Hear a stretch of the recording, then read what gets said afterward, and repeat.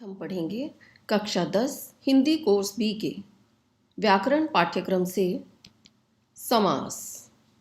आइए सबसे पहले देखते हैं कि समास की परिभाषा क्या है। परस्पर संबंध रखने वाले दो या दो से अधिक शब्दों के मेल को समास कहते हैं।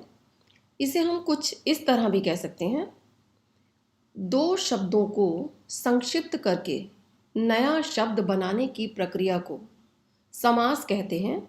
जैसे उदाहरण देखते हैं, जेब जमा घड़ी बराबर है जेब घड़ी, और इस प्रकार बने शब्द को समस्त पद कहते हैं।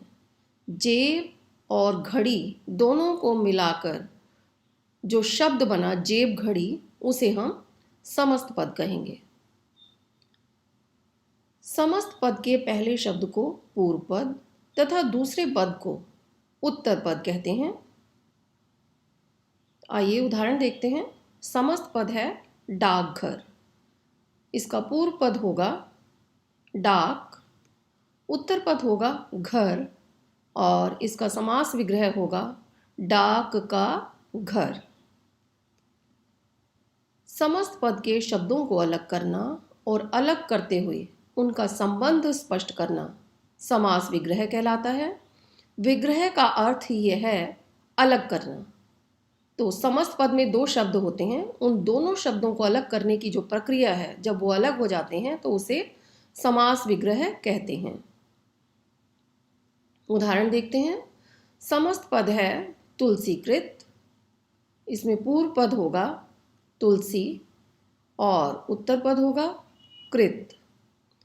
इसका समास विग्रह होगा तुलसी द्वारा कृत।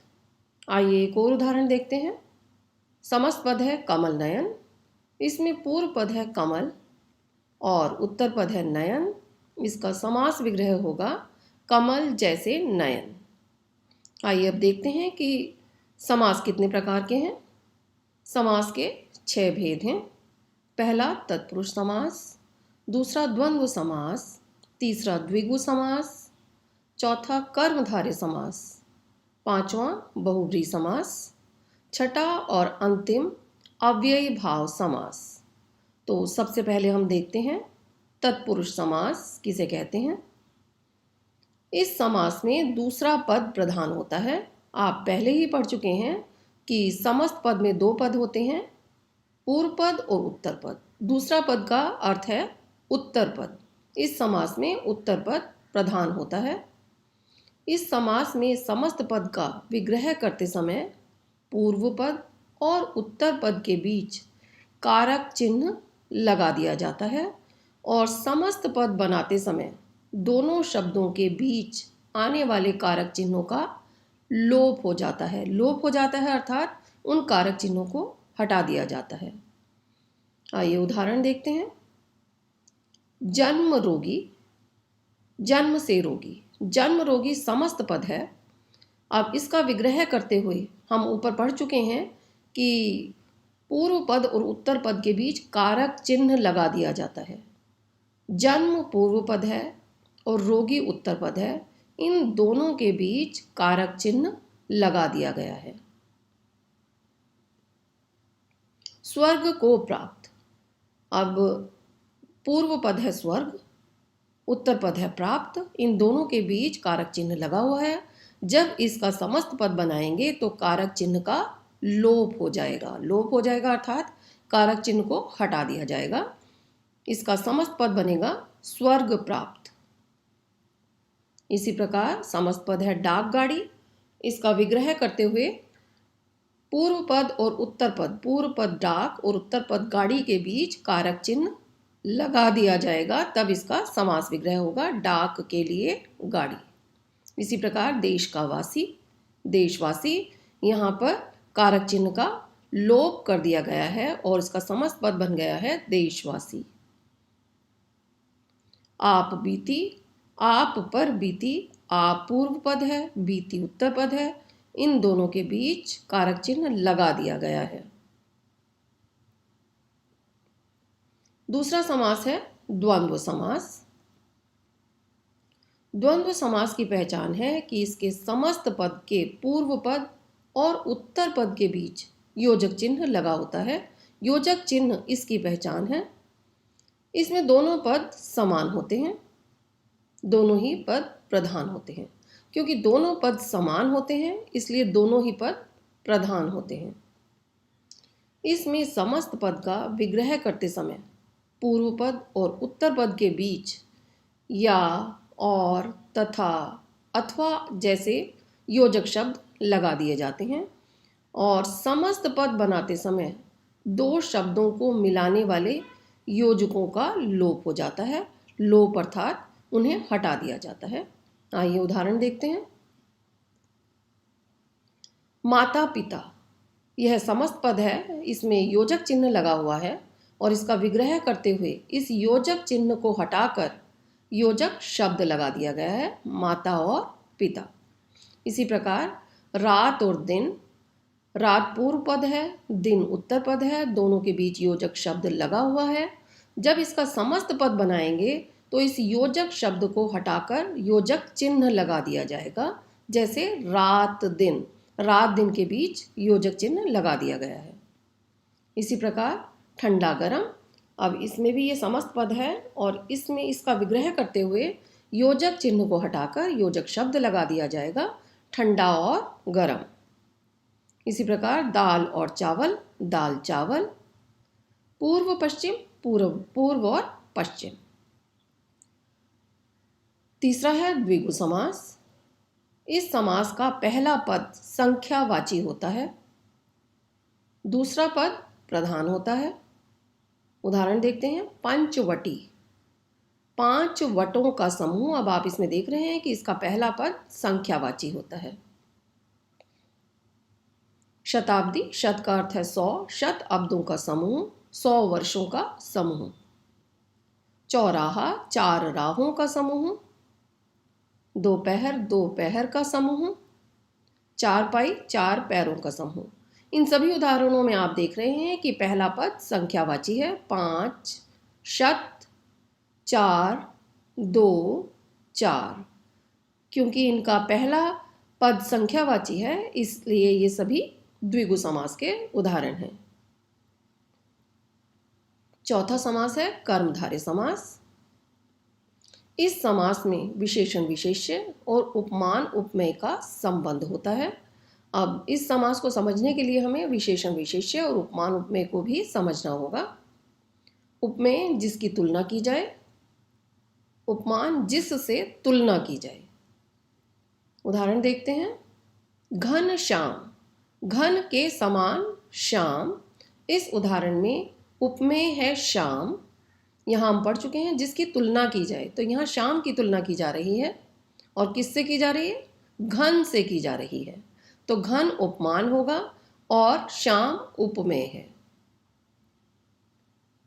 अब यहाँ हमने पढ़ा था विशेषण विशेष्य का संबंध होता है।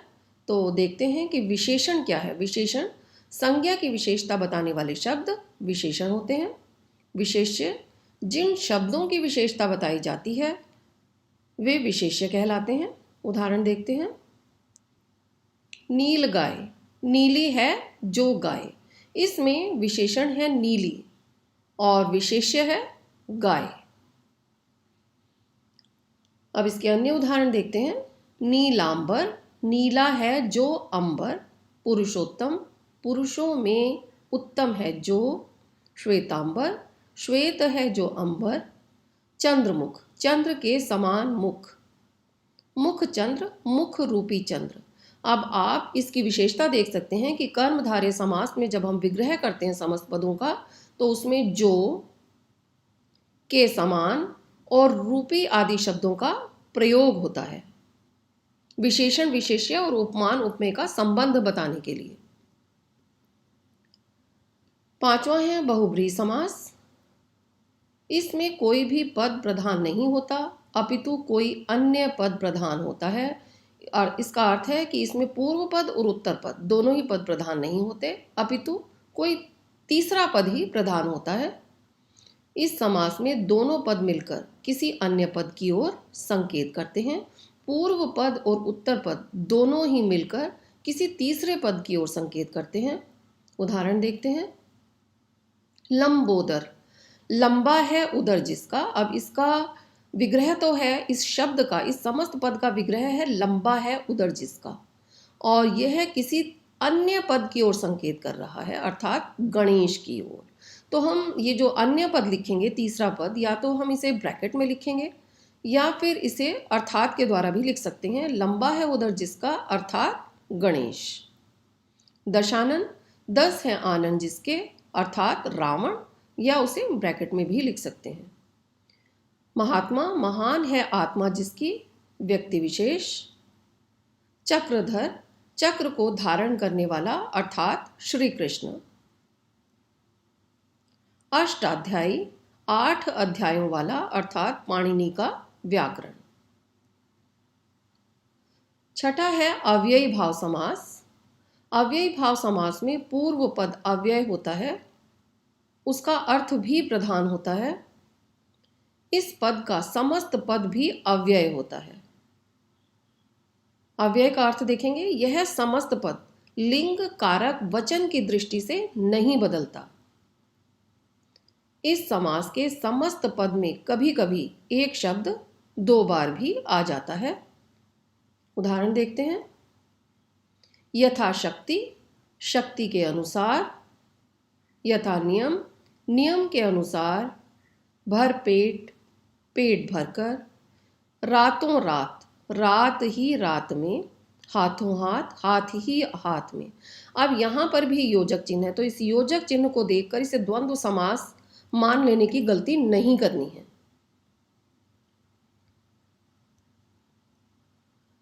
द्विगु समास और बहुब्रीहि समास में अंतर। कभी कभी एक ही शब्द, एक ही समस्त पद द्विगु समास भी हो सकता है उसमें, और उसमें बहुब्रीहि समास भी हो सकता है, तो इसमें अंतर समझना बहुत ज़रूरी है।